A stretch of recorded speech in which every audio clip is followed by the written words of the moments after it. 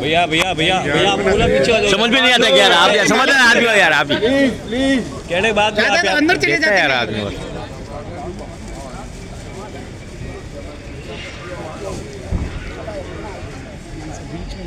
भारत माता की जय, भारत माता की जय।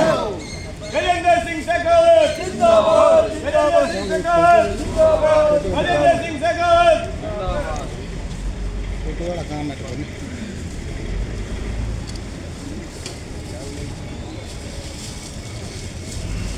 ब्लू जैकेट भैया। ओ भैया ब्लू जैकेट पीछे हो जाओ ना थोड़े, लाइन में हो जाओ ना यार, या उनके पास ही चले जाओ, पीछे हो जाओ ना, पहले कहा था आपको। बेटा आदमी है अटे घड़ी के हेलो उतावड़ो है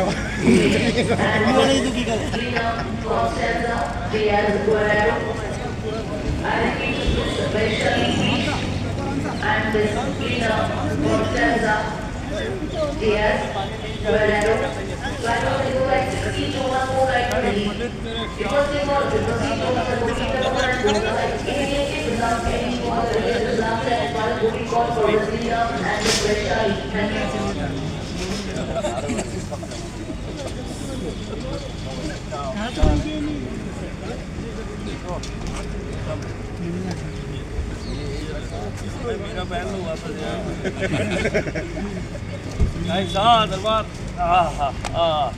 अरे घनश्याम फिर क्या लेने गए अच्छा किसान मोर्चा के ले भाई साहब नमस्कार नमस्कार भाई, थोड़ा ला रहे आ जाओ, आइडिया भी देख ठीक है थोड़ा पीछे आ जाओ भाई, मोबाइल नीचे आगे बेटा भाई भाई भाई थोड़ा सा प्रकाश जी हाथ पीछे कर लो। प्रकाश जी थोड़ा ला रहे आ जाओ। सर आपने जो वादा किया था तमाम प्रकाश जी पीछे कर लो। आपने वो वादा पूरा किया है प्रदेश के हित में और किसानों के हित में। देखिए पूर्वी राजस्थान आगे के आगे मत लीजिए तो ऑडियो कर पेयजल और पूर्वी राजस्थान में सिंचाई के निमित्त स्वर्गीय अटल जी के समय में जिस परियोजना की परिकल्पना की गई थी पार्वती, कालीसिंध और चंबल नदियों को जोड़ने की, लेकिन दोनों ही राज्यों के बीच सहमति न बन पाने के कारण से वो परियोजना स्थगित कर दिया गया था। बाद में वसुंधरा राजे जी की सरकार के समय राजस्थान के इस पूर्वी हिस्से के 13 जिलों में पेयजल और सिंचाई को लेकर के पूर्वी राजस्थान नहर परियोजना की कल्पना की गई थी, लेकिन दोनों राज्यों के बीच सहमति न बन पाने के कारण से और अशोक गहलोत सरकार की हठधर्मिता के चलते हुए वो भी सिरे नहीं चढ़ पाए, क्योंकि अशोक गहलोत साहब इसको राजनीतिक गोटी की तरह इस्तेमाल कर रहे थे और बार बार उसको लेकर के राजनीतिक टिप्पणियां करते थे, राजनीतिक लाभ के लिए टिप्पणियां करते थे। मैंने माननीय प्रधानमंत्री जी से उस समय निवेदन किया था तो उन्होंने कहा कि कहीं भी रुकने की से समाधान नहीं होता, इससे आगे सोचने के विषय है। हमने पूरे देश भर के ऐसे हाइड्रोलॉजी के एक्सपर्ट और इसके साथ साथ में उत्तर प्रदेश, मध्य प्रदेश और राजस्थान दोनों के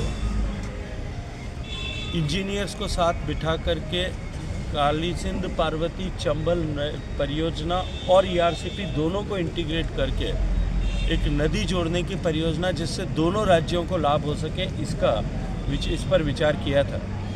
जैसा मैंने चुनाव से पहले भी कहा था कि सुप्रीम कोर्ट ने जो इंटरलिंकेज ऑफ रिवर्स की कमेटी बनाई हुई है, उस कमेटी ने इसको अप्रूव कर दिया था और इसको इंटरलिंकेज ऑफ रिवर्स के बीच के रूप में मान्यता प्रदान कर दी थी, और आईएलआर कमेटी ने इसको नेशनल पर्सपेक्टिव प्लान में सम्मिलित करते हुए इसको प्रायोरिटी लिंक जो प्राथमिकता के साथ में करेंगे देश में, उसके रूप में मान्यता प्रदान कर दी थी।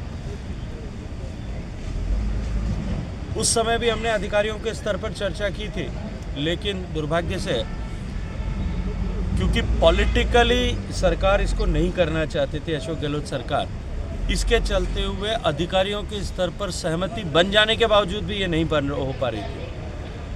दोनों राज्यों की सरकारें बदली और मैंने चुनाव के समय में भी कहा था कि अशोक गहलोत साहब जिस तरह से प्यासे कंठों पर राजनीति कर रहे हैं और जिस तरह से सूखी हुई धरती और किसान की अपेक्षाओं के ऊपर अब राजनीति कर रहे हैं, अपनी राजनीतिक महत्वाकांक्षाओं को पूरा करने के लिए उसको एक चारे के रूप में, गोटी के रूप में उपयोग कर रहे हैं। ये पाप है और इस पाप का दंश उनको निश्चित रूप से भोगना पड़ेगा।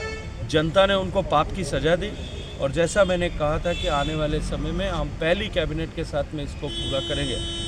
कल माननीय मुख्यमंत्री राजस्थान भजनलाल शर्मा जी और माननीय मुख्यमंत्री मध्य प्रदेश मोहन यादव जी, ये दोनों साथ बैठे थे अधिकारियों के साथ बैठ करके। इसमें जितने भी बॉटलनेक्स थे उनको रिमूव करके हमने कल उस परियोजना के समझौता पत्र पर हस्ताक्षर किया है। और मैं ये मानता हूँ कि ये निश्चित रूप से इन 13 जिलों के लिए एक जीवनदायिनी गंगा के रूप में तो होगी, लेकिन साथ साथ में वहाँ के आर्थिक परिदृश्य को बदलने में एक बहुत बड़ी भूमिका का निर्वहन करेगी। सर पूर्वी राजस्थान तो देख लिया, पश्चिमी राजस्थान कब देखेंगे जब एलिवेटेड की लोग इंतजार कर रहे हैं? आप चिंता मत करिए, बहुत जल्दी होने वाला है।